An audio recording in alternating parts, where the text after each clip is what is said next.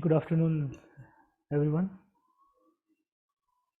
Welcome to the afternoon session of second day of FDP, post-COVID, sustainable development, and the impact of COVID and all that. We have been going through the lectures. Today we have with us Dr. Anupama Panghal and this session. So, Madam, can you please switch on your video so that I can locate you and make you a co-host?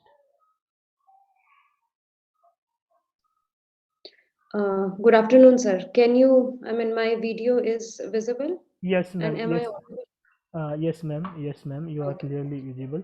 So, dear participant, let me introduce Madam Anupama Pangal. She is working as an assistant professor in the Department of Food Business Management and Entrepreneurship Development at National Institute of Food Technology and Entrepreneurship and Management. The institute is governed by the central government of India. She has also worked as assistant professor in the Thapar University, Patiala, and she has also worked as a visiting professor in the Asian Institute of Technology in the semester of January 2020. Her research interest is agri-business management, agri-food supply chain management, and agri-food entrepreneurship management. She has published books and chapters in books and many international and national journals. She has been guiding PhD students, and she has already guided one PhD who has been awarded a degree. So I welcome Dr. Pangal in this lecture, and I would like that she would share her experience during her journey, and she also has visited in different country while she is completing her project, like Australia and Netherlands, Belgium, Thailand. So she has very good experience. So I hope we would able to learn from her. Yeah, madam, over to you now.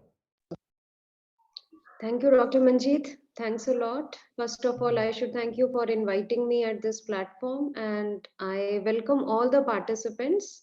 It's a great initiative taken by the Institute and specifically Dr. Manjeet, because in COVID times, such workshops or such FDPs, these are the only way where we can have interaction with people. So it gives a feeling of, attachment we have. So starting with the lecture, Dr. Manji, do I have the right to share the screen or it's showing host has disabled?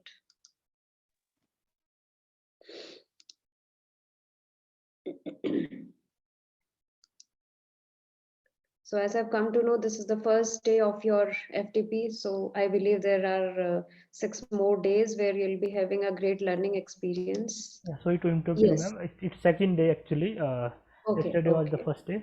So I think you are Okay. now co-host, ma'am. You can share the Okay, screen. sir. I'll just share that.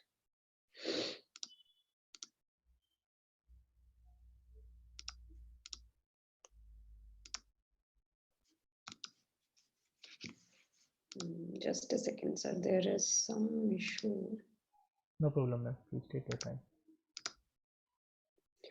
Actually, all these, this WebEx have different platforms. All these platforms have their own different ways. So, यहाँ पे I'm getting option of sharing entire screen or window or Chrome tab.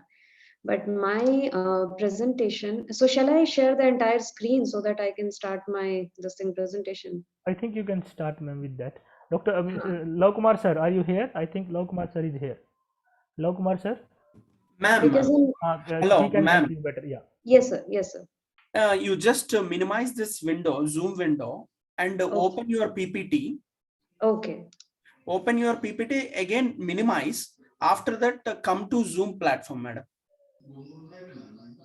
Okay. I am trying it same way, but it is asking. Chalo, shall Yeah, you I? can share entire screen, madam. Otherwise, Yes, yes. Okay. Yeah. Because actually on WebEx, we have a much simple way. So I thought that PPT might be shared in the same way. okay, So no is my problem. PPT visible now? No, madam, you haven't shared. It seems. Okay, wait. At,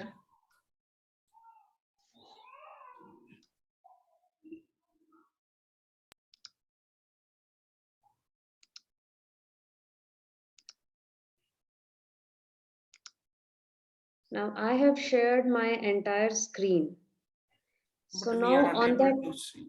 We are unable to see, ma'am. Oh, is that so? Why is this happening? Wait.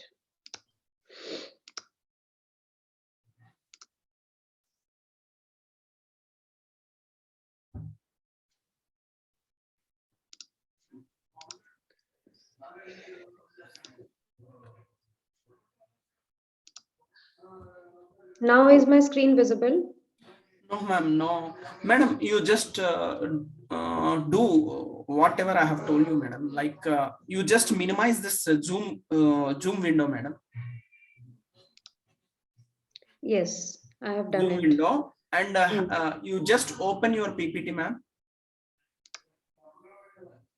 Open your PPT, and again minimize that window also.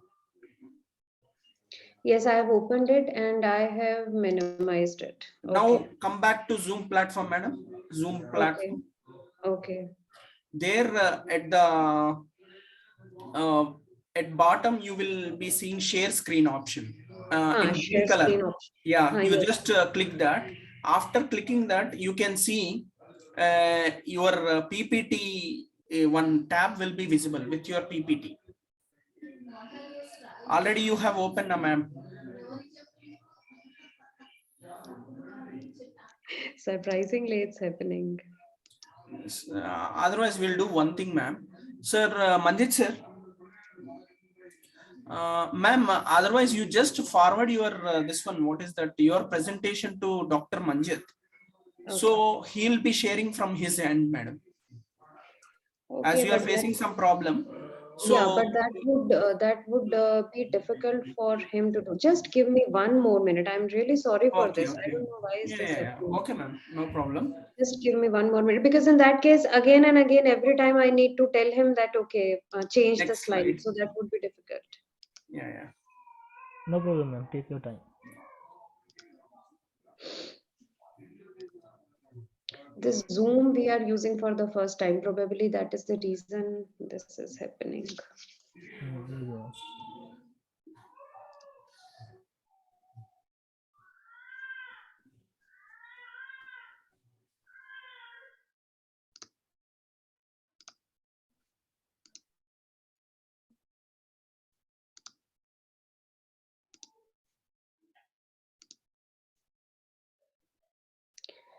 Now is my PPT visible? No, ma'am. I have shared, I have tried both the things. I have tried entire screen, window, Not window, strange. madam. Actually, there is one tab with your PPT will be visible that you need to share actually. That tab is not visible. That's the issue Uh, which is happening. no problem, ma'am. You share it with me. I will be here, and we can Okay, share. okay. Then I'll forward the PPT on your WhatsApp, sir. WhatsApp. Yeah, you can forward on WhatsApp, Or or you or can on share. mail ID. Yeah, same mail I'm ID, ma'am. sharing it on your mail, sir. Yes, ma'am. That would be better, ma'am. Okay.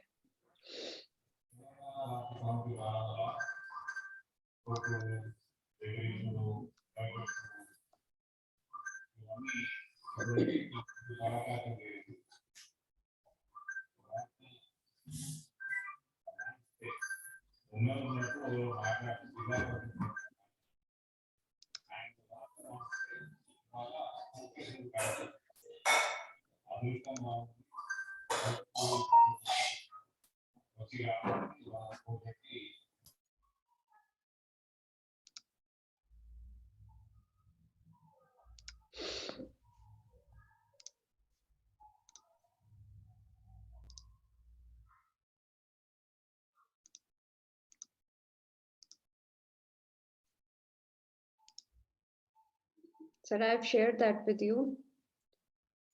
And I have tried one more way of sharing my PPT.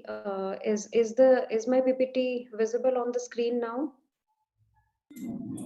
No, ma'am. Not yet. Not yet. Okay. Okay. And I've sent you over mail, so please just check that. Sir Manjit sir. Yes, I'm refreshing my mail. I have not received yet. Yeah, yeah, yeah. Okay. Okay. Yeah, I think I got now. You just download, sir, and you share it. Yeah.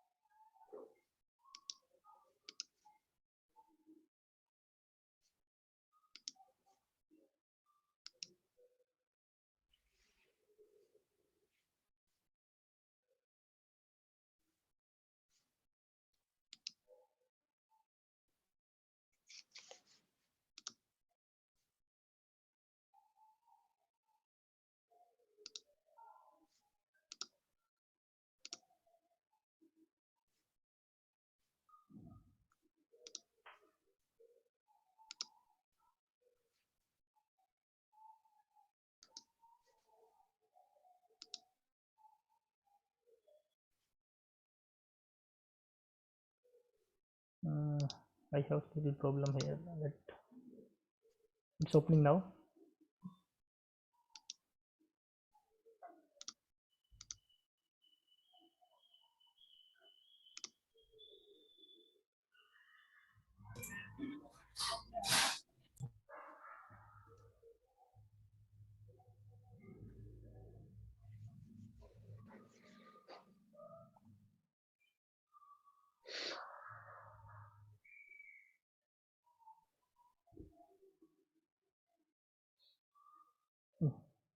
Can you see PPT now? Yes, sir.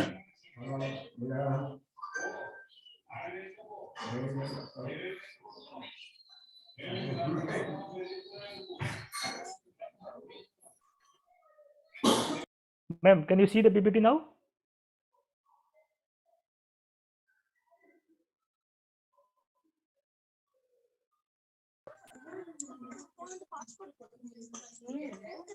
Yeah, PPT is visible, sir.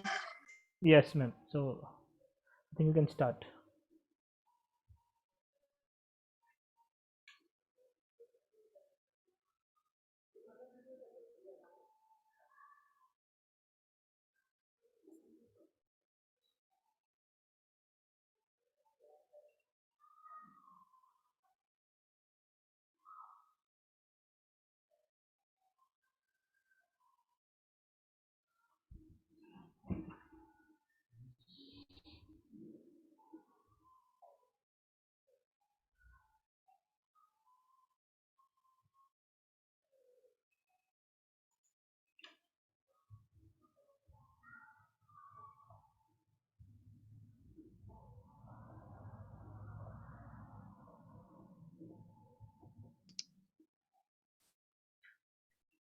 Sir, am I audible now? Yes, ma'am. Yes, ma'am.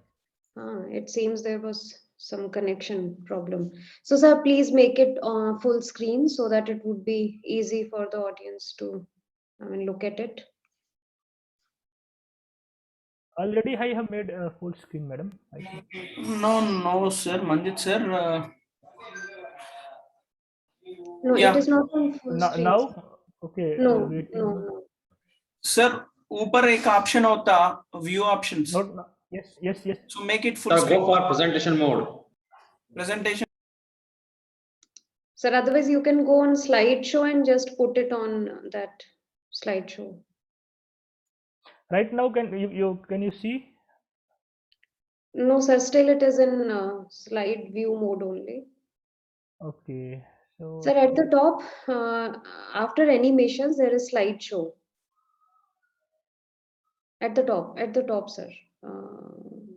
Yes, ऊपर animations के बाद इससे भी ऊपर जाइए sir, इससे भी ऊपर जहाँ पे home है. हाँ, यहाँ. Yes, sir. So slideshow. Go to next.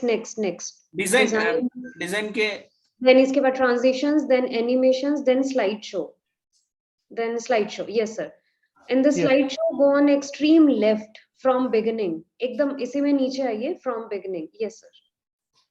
You just click it. No, click this from beginning. इसको आप click कर दीजिए from beginning को sir. No, just yes, from beginning. Yes, sir. Just double click it. Is it coming, ma'am? नहीं sir, अभी भी. Actually, maybe it is in problem in my laptop. Something happened. Morning it was working perfectly, so it is showing some error message actually. maybe एक बार double click करेंगे तब भी नहीं आ रहा. No, ma'am. Sir, what you can do is at the bottom of your screen, you are having zooming minus 80%. Is it visible?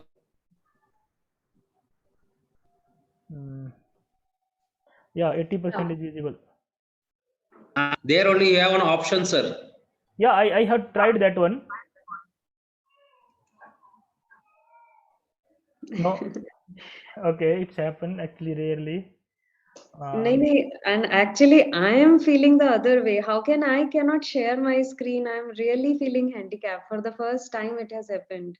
No problem, ma'am. We will resolve this issue. Let me share the same with Or otherwise then let me continue it this way only.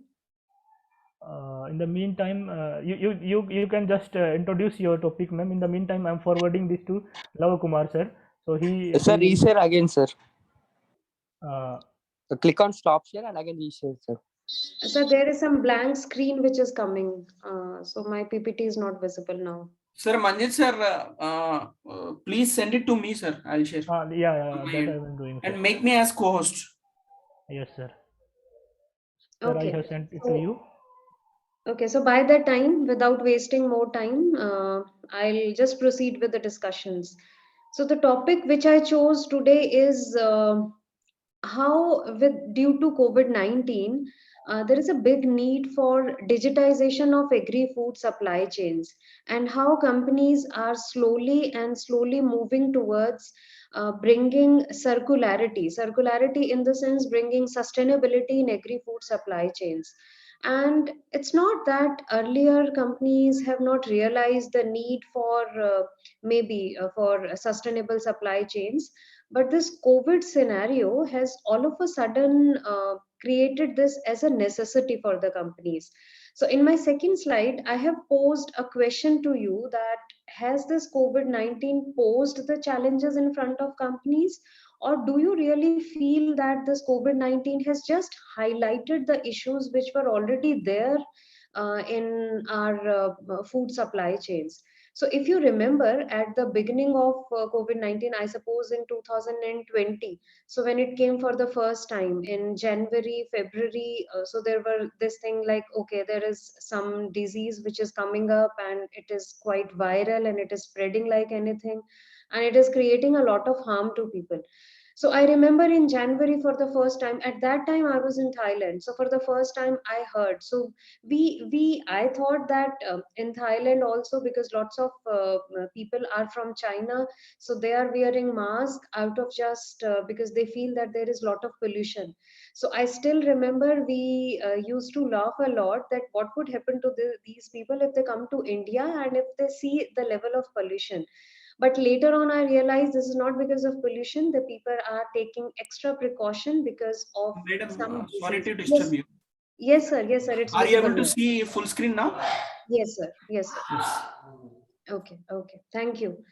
But again, I'll be disturbing you every time now to change the slide, which I'm really feeling bad for. I don't know why is that happened.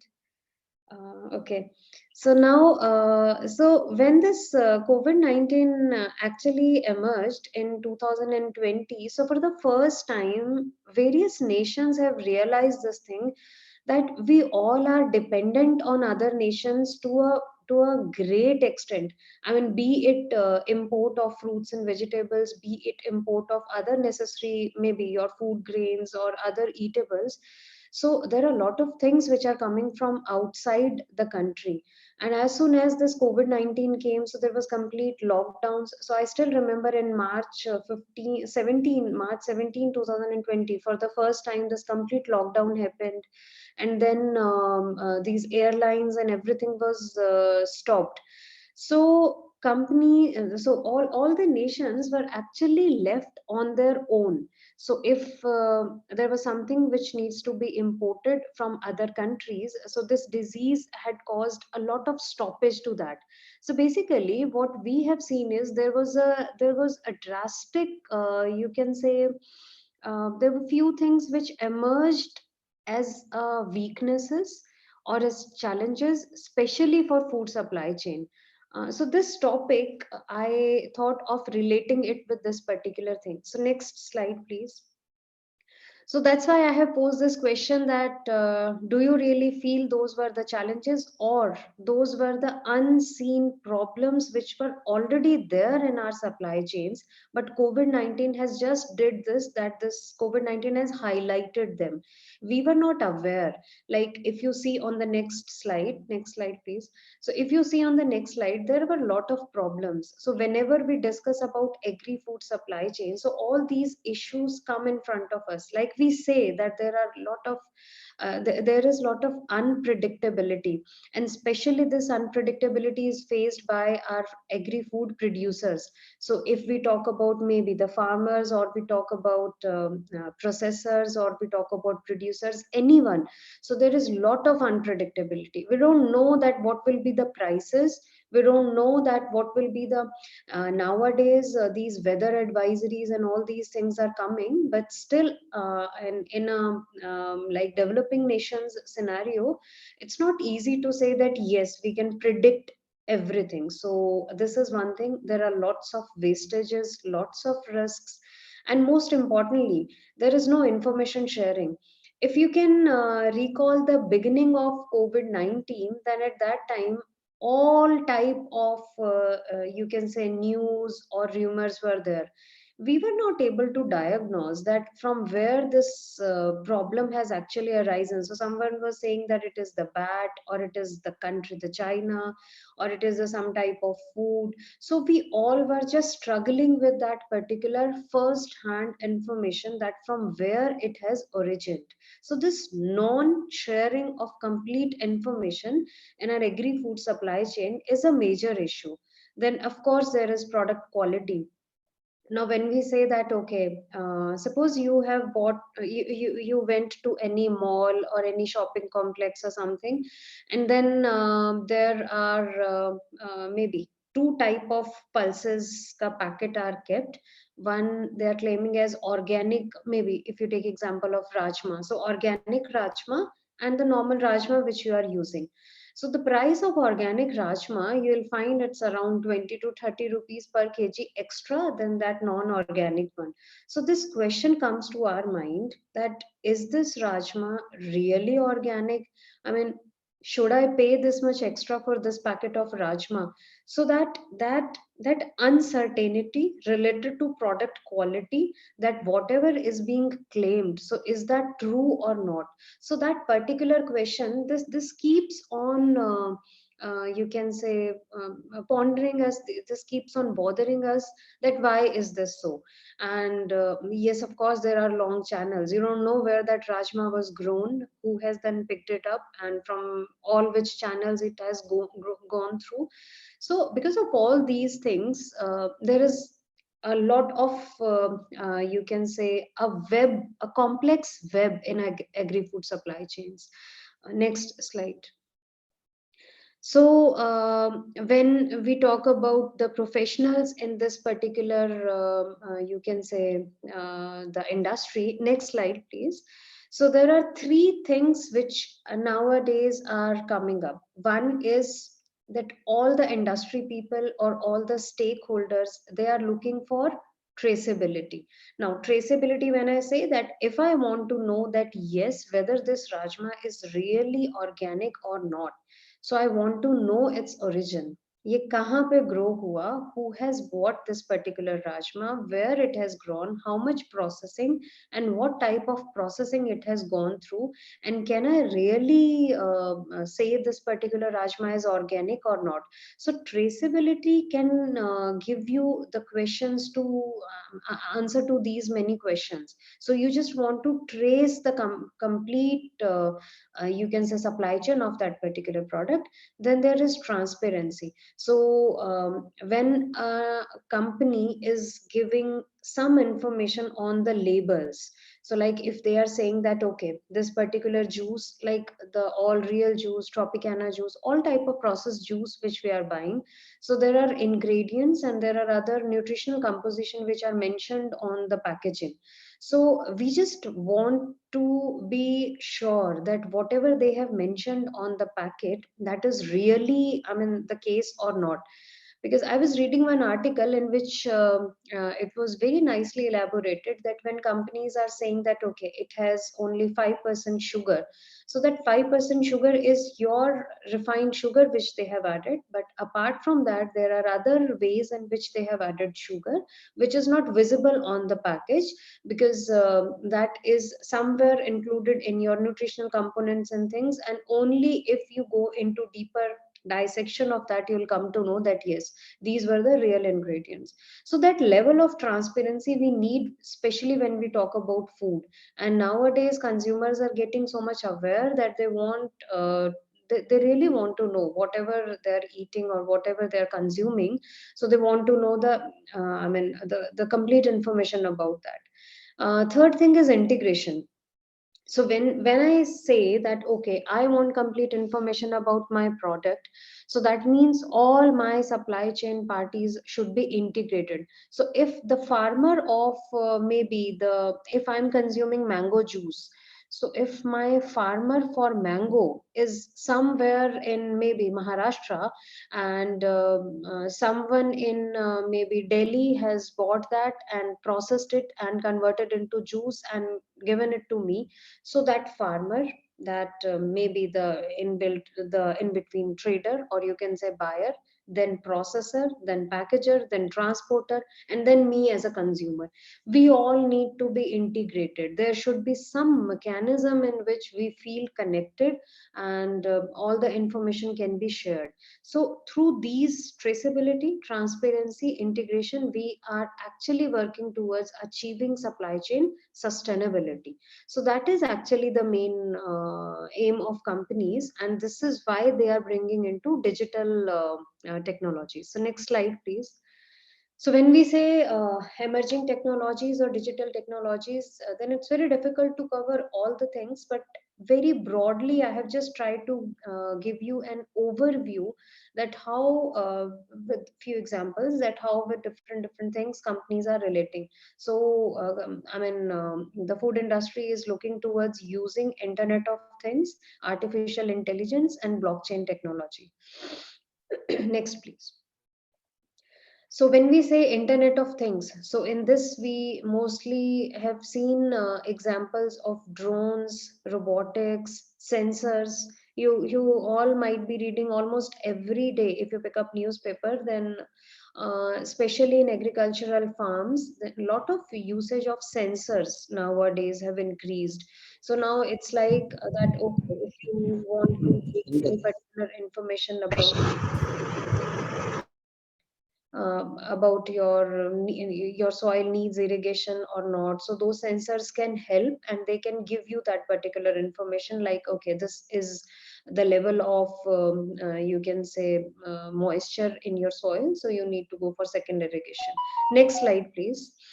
So now companies are using them in a combined manner. So just to give you an example, so if you say that okay, companies are adopting IoT and AI, so we just need to I believe many of you might be having much more knowledge than me about IoT and AI, but just for those who have heard about it but they have not used it or something, so just a very simple basic example. So it's like that IoT helps you in collecting data in an digital manner, timely manner, but what to do with that data?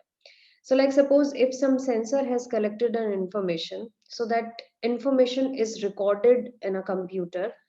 Now that's it, what IoT has done. So IoT's role is over. Internet of Things. From anywhere you can collect any information and you can record it anywhere.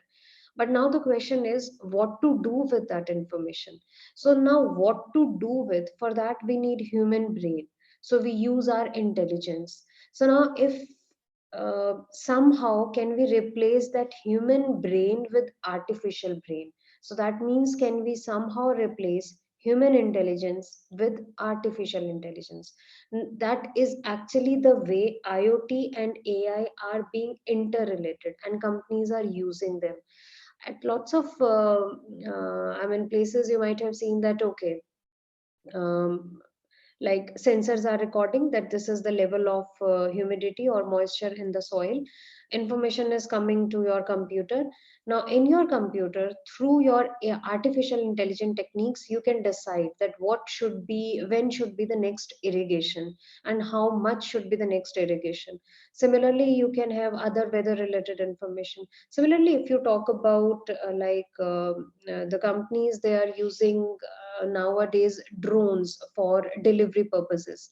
In India, they haven't started this thing, but outside India, this Walmart has started making deliveries of food items and other grocery items through drones. So drones can just pick up and they can just drop that particular material to consumer house. Similarly, within India also, we have big stores, or especially in production houses. So nowadays, with the help of these small robots or drones, all mechanical, human interfaces restricted, and now these machines are doing those particular activities.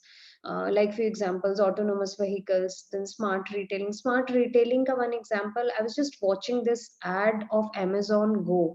So whenever you people get time, just watch that particular advertisement. It's a nice advertisement of Amazon Go, wherein a lady was entering into a shop, Amazon shop, physical shop, and she when she was going to different racks, so there were like items placed. So she was just picking up those items and she was placing them in a basket, and as soon as she reaches to the exit gate, so there was no one who is stopping her for billing or anything, and she just walked through.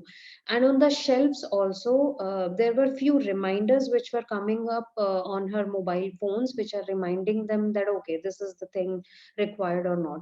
So in that particular advertisement, what they are trying to tell you is that how can she just simply walk away from the store, is because her you can say the bank account is attached with this Amazon Go account, and automatically as soon as she was placing the things in her basket, so things were being recorded, and that particular information was automatically entered into her account, and that money will be you can say deducted from her account. So there is no need of standing in long queues and then paying the bills, and only after that you can just take an exit.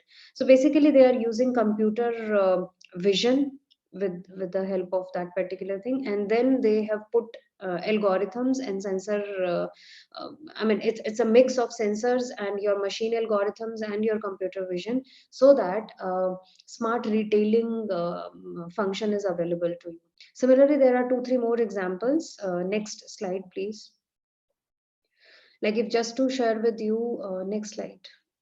No, before that, before आप आगे चले गए और पीछे जाइए.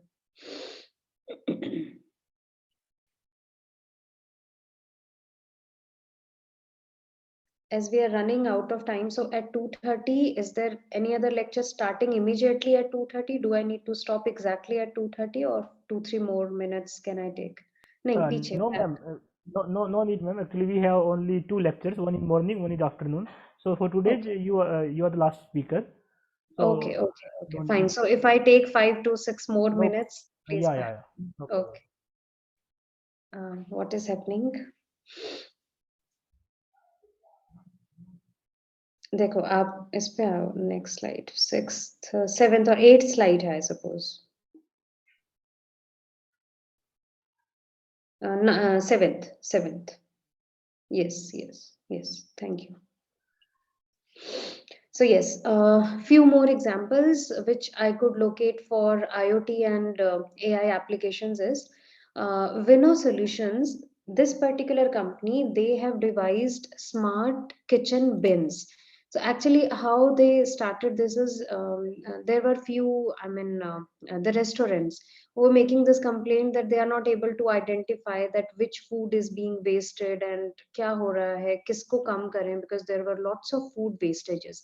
So this Vino solution, they came out with smart kitchen bins, and what they have done is those bins, they, as soon as any food is being wasted and put into that particular dustbin, or you can say bin, so at the end of the day, they give you a calculation sort of thing that okay, this type of food is mostly wasted today. So the chefs can also come to know that okay, this recipe was not good, or this is the content which people were not able to consume completely, or something. So from the bin, those people were coming to know that okay, like suppose today rice is the most wasted food which is being dumped into the bin. So in this way they have developed a smart bin. So that particular bin has helped restaurants in deciding that which food, either to improve any particular food item or otherwise to serve it in smaller quantities or whatever the other option they could find it out. Another this thing option which these companies have come is, um, like suppose if you go to any particular retail shop, so what you'll find, or online also, you'll find that there are few products which are at a very less price, and those are those products which are near to expiry. I'm not talking about expired products, I'm talking about near to expiry products. So these retailers, they are fetching this particular option, and they are actually giving those particular products either at a very less price to the consumers, or they are giving any other type of incentives, maybe buy one get one free sort of things, or other things. So the idea is that these retailers can get rid of that particular stock which is about to expire. So there are smart sensors which are installed in the retail stores, and on those shelves those sensors will give you can say indications that okay, this is the product which is about to expire. So the company can easily decide that okay, this is the product which is going to be expired, so we can bring it into a lesser price so that consumers can buy it. uh, Another example is Too Good to Go. So this is actually an app where businesses and I mean, on the one hand there are sellers, and on the other hand there are buyers, and who can sell and buy food at a discount price before it goes waste. So it's like I think suppose if I have a party or something and I believe that this much food is going to be wasted, so I can contact people who can take that particular thing from me. So rather than dumping it, it might be of use to someone. Similarly, Neutrinos. This is one company which is collecting a database on getting, I mean, specific requirements, dietary requirements for the people, especially for diabetic people, and they are giving them dietary recommendations. So this is also one thing, a smart usage of AI to help people in deciding about their dietary requirements. Similarly, for giving this agriculture related educational related information to agriculture, so there are two apps which I could find, Farm VR and Think Digital. So they provide all type of virtual and augmented reality, you can say videos or graphics, so that people can understand about the intricacies of agriculture and farming. So in this way they are educating people about this thing, agriculture. Next slide please. And the most recent and most in use technology which is coming up is blockchain. Rather, now, if time, no, but I cannot share. So I'll share this link, Journey of Coffee. So this is one very small video, I think 3 minutes video, wherein they have described, I mean, you can just put it on Google anytime, whenever you get time, you can just put it on Google and you'll find this particular video, Journey of Coffee. So in this particular video, they are showing that how this blockchain is working. So rather than discussing that now, because I cannot share my screen, so I cannot, show that. But otherwise, we can have discussions. Like on this blockchain, right now, I am also working on a project, and that project is funded by MOFPI, Ministry of Food Processing. So in that particular project, I thought that okay, let's have an insight in food processing industry, that to how much extent this blockchain is possible, and to how much an extent companies can use this.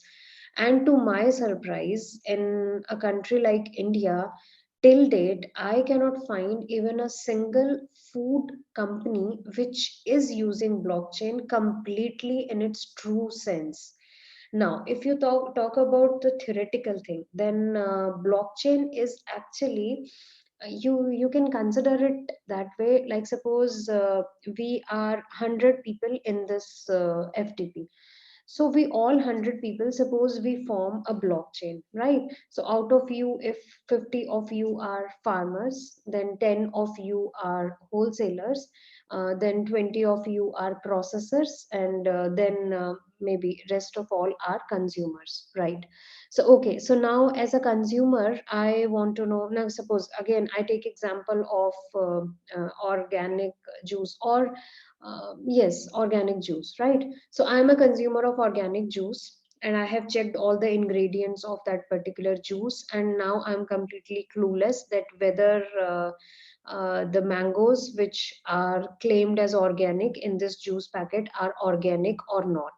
So somehow I found all the information about the producer, the processor.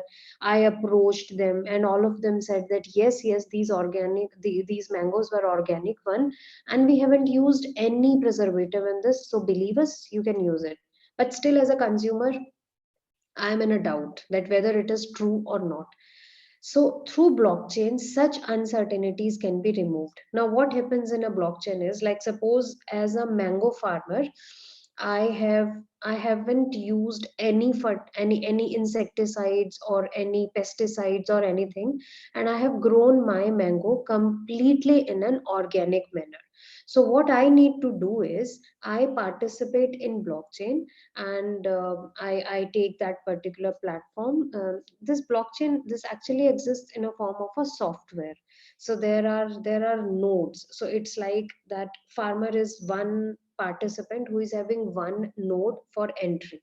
So that farmer, what that farmer will do, that farmer will make an entry about his all farming activities date wise on that software, that blockchain software, that platform. So as a farmer, I'll put that, okay, I have sown my mangoes on this particular date. Then after 15 days, I did my first irrigation. Then after 20 days, suppose I did, maybe I added organic manure. Then maybe after, a year or so, then I mean, a mango, though I have taken a commodity which will take years. So suppose after 4 years, now my all my orchard is ready, and now I have plugged the mangoes and I have sold them to a wholesaler, right? So now that farmer will enter each and every information of the product on this blockchain software, with date and with the activity conducted. Now, when he has sold his mangoes to the wholesaler, then wholesale will enter that particular information that I have bought mangoes at this particular price from so and so farmer on this date. And this is the condition of those mangoes. So he can just take a click also. He can take a photo and he can upload that particular photo on the software. So that option is also there. Then that wholesaler is going to sell that particular mango maybe to a processor. So now processor will again feed all the information. He'll feed that, okay, on which date, how many kgs of mangoes he have bought, what was the condition, now which all type of processing is he doing for manufacturing the mango juice. Then he will packet that, he will process, he will manufacture the juice, he'll packet that, and then he will maybe sell it to a retailer. So when he has sold it to a retailer, so now retailer will bring the entry into that. So in this way, all the supply chain participants, they have entered their information on a common platform, which is of blockchain. The beauty of the system is that no one can change that particular information. Now, what is happening is, this is the theoretical definition. Once an individual has entered data, no one can tamper that particular information, and the information is blocked there. No one can change that. And at the end, consumer can just scan that particular barcode. On the product, there is a barcode which gets attached. So the consumer can just scan that particular barcode and view complete information, that who was the farmer, who was the wholesaler, who was the processor, which all activities they did, how was the temperature maintained, and which all like if any insecticide or any preservative is added. So all those things. So all that information is visible to the consumer. But in reality, the problem which food industry, especially in India, is facing is, we don't have that IoT support. We don't have those sensors to upload that particular information. So it's whatever is happening is manual data entry. So a farmer is entering the data manually, the wholesaler is entering the data manually, even the processor is entering the data manually, which makes it a little less robust technology, because when you are entering the data manually, then there are all chances of entering the incorrect information. So only if this complete blockchain can work with the help of sensors. So just imagine if all the farm related information at the farmer level can be entered through sensors automatically. Similarly, whatever is happening at processors place, so if all that information can enter with the help of sensors, so that information will be true, will be accurate, and then only the meaning of blockchain will be you can say in true sense it will be applicable. So this is the only you can say bottleneck which is happening, and that is because the industry don't have that level of you can say the funds arrangements and the resources, because we need people, we need money to do all those things. So in this particular project we are just looking for the possibilities, and I'm sure abhi we have just started, so I'm sure something good may be out of it.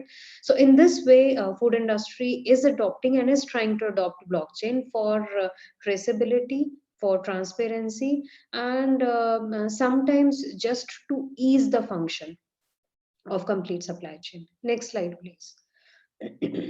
I just wanted to give you few examples, although we have discussed it. So like in 2018, there was an E. coli infection, and that E. coli infection, it was reported to be spread in 19 states. And that infection was due to contaminated lettuce, but it took them months to identify that from where this infection was originated. Similarly, in 2017, there was Salmonella outbreak, which was due to contaminated papayas.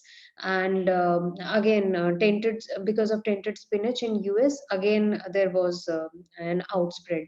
And in China, 2018, there was a scandal which was related to infant formula milk, because that formula milk contained a toxic chemical, because of which lots of kids get infected. Next slide, please. Similarly, in Italy, there was organic food scandal. There was horse meat scandal, which is very famous in Europe. I suppose you all might have heard about this in 2013. And that was because of contaminated beef. Next slide, please.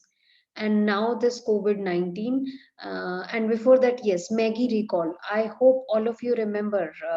I think in 2015 only, in the initiation of 2015, this news came that Maggie has very high concentration of few undesired, you can say, the minerals which should not be there.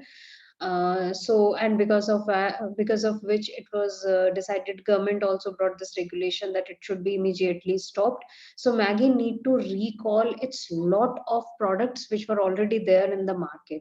So recalling of this particular product.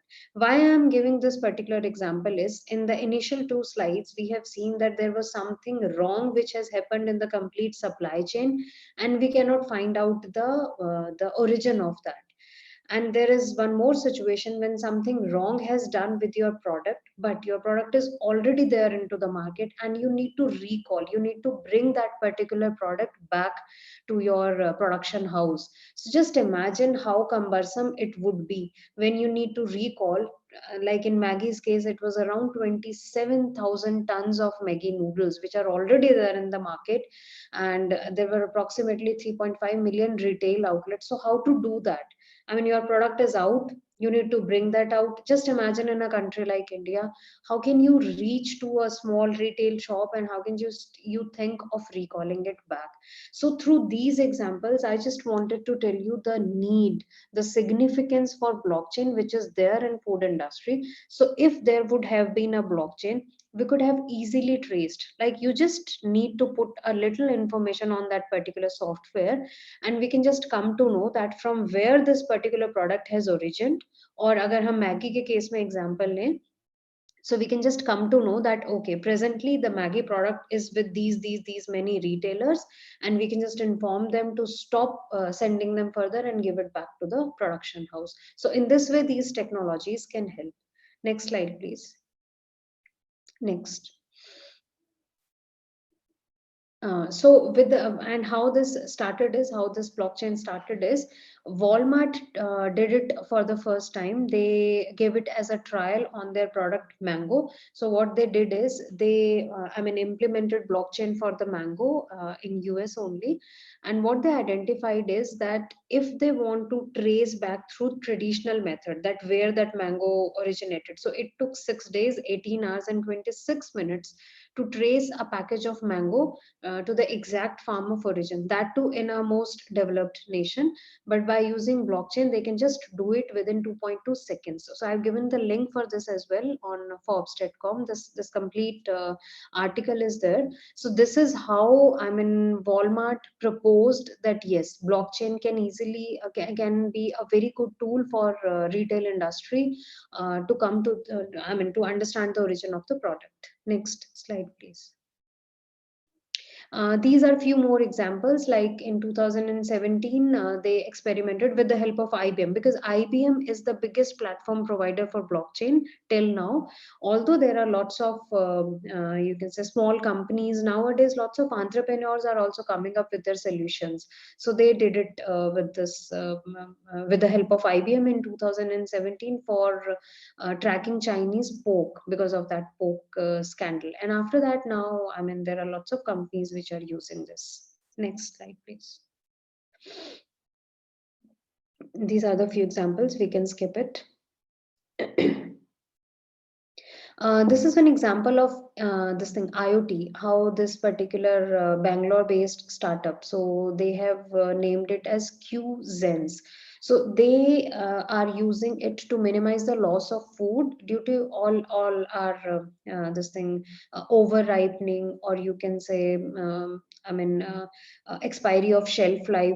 So they just want to minimize this particular loss. So they are using infrared sensors for identifying the quality of that particular product. They are using it right at the doorstep as a quality check, and then based on that the commodities are graded. So there is no need of manual grading or manual sorting of the fruits and vegetables. So that can easily be done with the help of this sensor based technology QZens. Next. There is one more example of Intello Lab. I found this example again on your story. There are lots of examples which are using IoT and AI for such things. So this is a Delhi-based agri tech startup, and they are also using the techniques of image and machine learning to identify the quality of the product. And with the help of these technologies, then again they are supplying the products to their respective consumers only after proper, you can say, segregation. Next.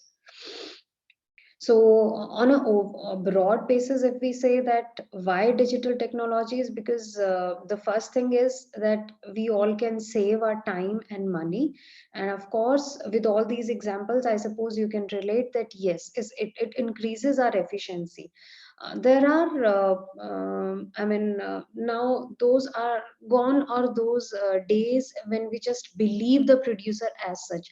So we need critical information. Now that critical information may be like origin and expiry date of the product, the batch number, the processing data, storage temperatures, shipping details, anything, and it's not about the end consumer. We for developing trust within the supply chain with each other, these digital technologies are required. Now suppose, just to give you an example, abhi, 2 days back only, there was our NIFTM's old student, alumni. So that particular student is working in chicken industry. So abhi jo usko role assigned tha, so as per that particular role, there was a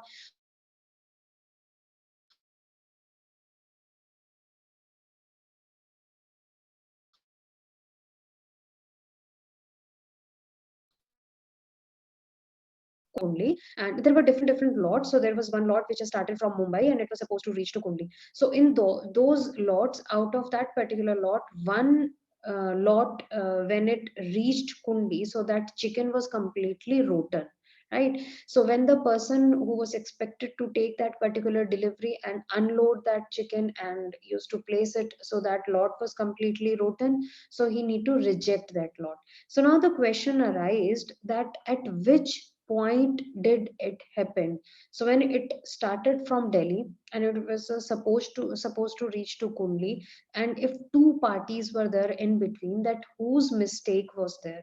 I mean, who has kept it for long without controlled environmental conditions, or something went wrong right at the, I mean, at the beginning point when this chicken was bought. So, where exactly and what happened? So, for knowing these answers, digital technologies can actually help, because if we have sensors, like in blockchain, we have sensors throughout our supply chain, and those sensors will capture the data about temperature and about buying details. So, once if that particular information is captured, then no one can change that. So we can easily identify that, okay, this chicken got rotten at this point. So that is why these critical product information, so such information can easily be get. And as I said, that consumers, just with the help of your smartphone, you can just scan that QR code, and all these details can be made available to you. Next. But yes, there are issues, and these issues I am facing personally in this my the project which I am doing.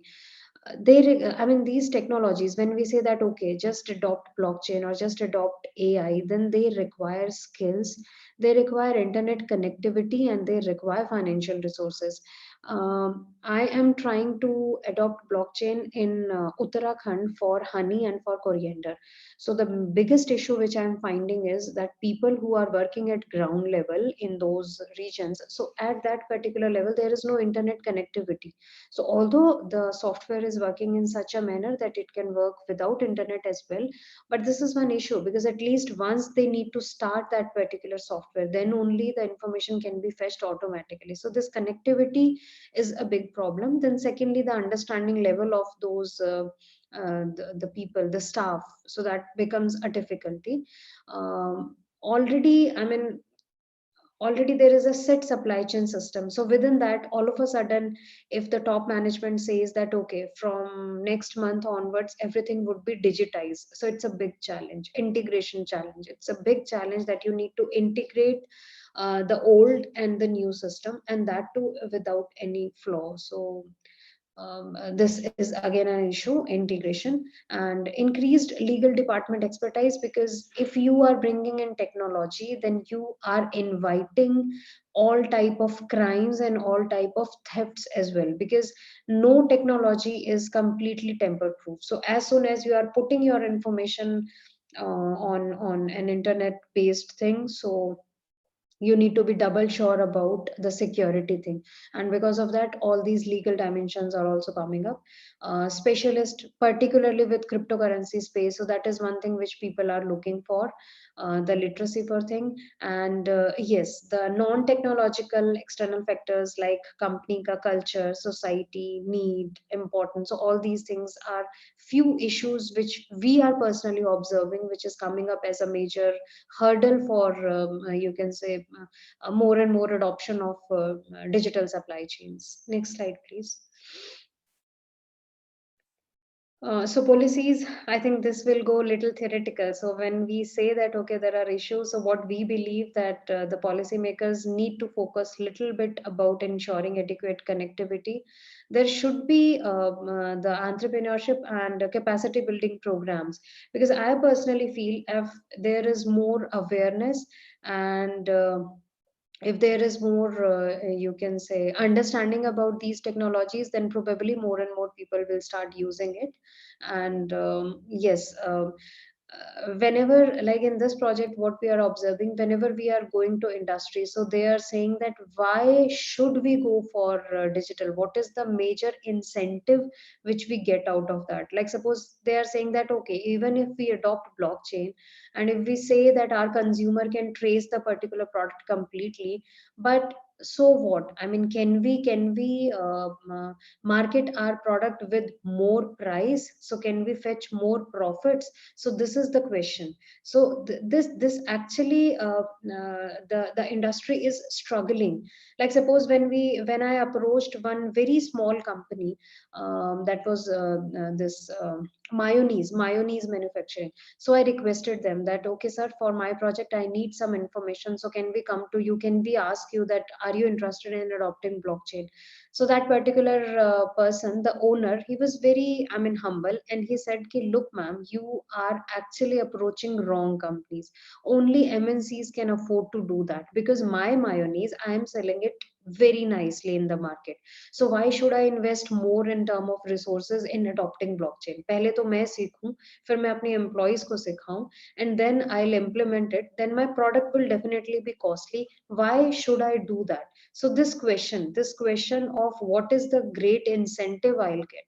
So that is one question which needs to be looked into. So if there is any type of incentive which can be given to those people who are more transparent and who are more, you can say, providing, I mean, working towards sustainability, so that will really help. Next, I think this is the last slide now. So that's why I believe that future ready supply chains, I mean, those supply chains which really want to be ready for the future, so they need to be collaborative, there need to be a network. This is the most important thing, collaboration and networking. And that to only be possible with the help of digital technologies.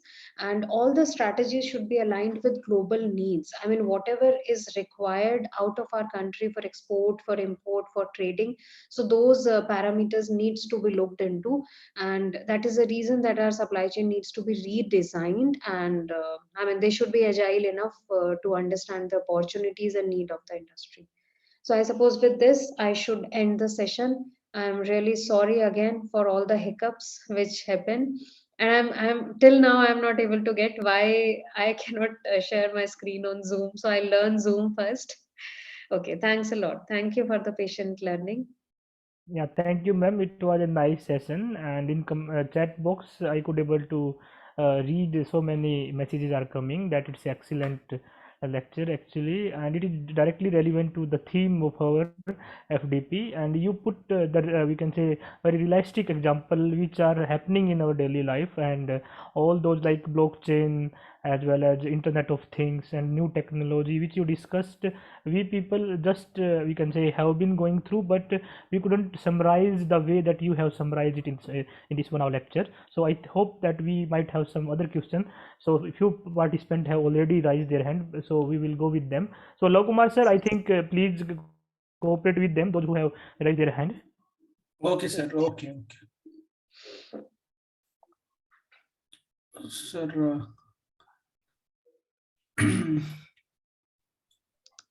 sir, Shivashankar sir. Sir, you can unmute yourself, sir. Are you there, sir? Yes, sir. Yes, sir. Unmute, sir. Yeah. You just, do you have any query, sir? Nothing, sir. Nothing, sir. Okay, sir. Dr. L. Suresh Kumar, sir. Sir, good afternoon, sir. Thank you, madam. Excellent section today. Thanks for the opportunity given by FDP coordinator. I am having 2 doubts, madam. Yes, sir. One is, suppose if we are going to have a technology like blockchain technology in food supply, in your class, you have been enlightened that the data which we are going to take it, the data only that will be taken by the blockchain technology. And there is no validation part of that one, whether the given data is correct or not. That is one question, how they are doing the validation of that one, whether it is correct or not. That is the first question. And in the second one, coming to the consumer side, the product which it is coming, whether it is organic or inorganic. So the consumers may be educated or uneducated people also will be there. They have to identify only based on the cost, brand name, or any other such things. How they can identify the organic or inorganic? That is the question, ma'am. Thank you. Okay. Very, very nice question, sir. Thank you. Sir, when I started working on blockchain, this confusion was there in my mind as well. So I asked them, because like the way when we go for organic products, so there are organic certification agencies. So as a consumer, you can just check the certification marks. But as you rightly said, till date in India, if a consumer is not well read, he is not educated, so he cannot distinguish a product from an organic and a non-organic one. But for an educated consumer, government has taken this initiative, then you can identify the mark of certification. There are certification agencies which government has put. So only if the product is certified by a valid agency, then only you can get it claimed as organic. But those are the things, like only when you go deeper into it, then only you can recognize. So one thing is related to your question, how can a consumer come to know that whether a product is organic or not? So we need to look for the certification agency's mark, and if that mark is there, only then you can get it. I mean, whether it is organic or not. Now, with respect to blockchain, sir, blockchain and organic thing is completely different. And when I went for further investigation, that who is going to certify the data which is entered into blockchain, so there is no as such agency concept sort of thing, like the way which we used to have in organic. So here what is happening is in blockchain, that is why the concept of blockchain is inbuilt on sensors, automatic sensors. So this technology says that there should be no human intervention. As soon as something has happened, sensor should automatically collect the data, and that information should reach on the platform automatically. And once an information has reached, no one can change that. This is the biggest plus point of this technology. This is completely tamper proof. No one can change. I mean, until and unless all the parties agree that yes, there is some wrong information that has been entered, I individual cannot change that. But what is happening in true sense is that there are no sensors, so the individuals are entering the data manually. So that concern again arises, that if I as a farmer has entered something, and if one wholesaler has also entered something, who is going to check that? So there is no check on that particular thing. So manual, or you can say physical entry of data in a blockchain doesn't carry any meaning. That's what I have understood. And only if it is linked with this thing sensors, it carries its true meaning, because there is no concept of certification agency in the case of blockchain, because the concept itself is so robust that if it is undertaking in a true sense, then software will take care of each and everything. So just by simply scanning, we can get complete information. So that is actually the thing, sir. And blockchain is not something which is working for organic or non-organic products. It is done for anything. I mean, anything which you want, that information should be stored on a software, and no one can change that, so that information can be entered there. Thank you, madam. And one more, madam, in this one, if there is a certification agency is there for a particular product which we are getting for certification, For then organic. yeah, for whether it may be organic or inorganic foods. My question is, in that case, okay, we are having Consumer Act, Consumer Court, and all these things. Other than that one, 2015, you have given an example that Maggie is a company where there is a lot of problem they have raised it. Yes, Even sir. it is a certified, why they have been changed ingredients and it is not taken care, so that so many people have been damaged with that food grain what they have taken, which have been studied in the newspapers. This is we have to see that how to control. Is there any measurements is there in blockchain technology like this? Even the No, sir. certified is no. Okay. No, sir. As such, nothing is there. But yes, only one thing. Like suppose if you take example of Maggie. So in Maggie's case, if Nestle would have adopted blockchain, then they compulsorily need to put that information while at their processing stage. Like, okay, these much are the you can say the elements like magnesium, zinc composition. So this is the composition which we have used. So only this much help blockchain can do, that blockchain will enter the specific information, and consumer can come to know that this is the thing. Like suppose abhi in food processing na sir, FSSAI is the organization which gives that okay, this should be the level of all the ingredients, like okay, this should be the composition, this should not exceed to that particular level. So that is one thing which is there. But yes, there are so many frauds which are happening, which is beyond the control of this industry as well, because as soon any consumer goes to any consumer court, then the problem arises, and then it comes to the surface, and then it goes in legal litigations, and all those things are there. But I also personally feel that in food industry we need more strict legal restrictions, and those things cannot be solved through blockchain as well, because blockchain may the only positive thing is, like suppose if Maggie would have used, then they would have shown that particular thing to the consumer, that you can just check, we have used this much ingredients only and we have not cheated anyone. But that much help this blockchain would have done to that. Thank you, madam. Okay, sir. Thank you. Sir, PP Revankar, sir, you can unmute yourself and ask your question. Yes, sir. Yes, sir. Madam, it was a very informative talk. And in fact, we could come to know about some new things. Basically, I had one question regarding the difference between blockchain and supply chain. Yeah, ma'am, would it be right if I say that blockchain is a subset of supply chain? Yes, sir. Like, is it an enabler to make the supply chain tracking more effective, if I am right there? Yeah, could you just throw some light on this? Yes, sir. Yes, sir. And first of all, thanks that you liked the lecture. Secondly, as you said that yes, blockchain can be considered as a part of supply chain if you talk in terms of subject, and if you talk in terms of its applicability, then I would say blockchain is one of the ways of digitizing the supply chains.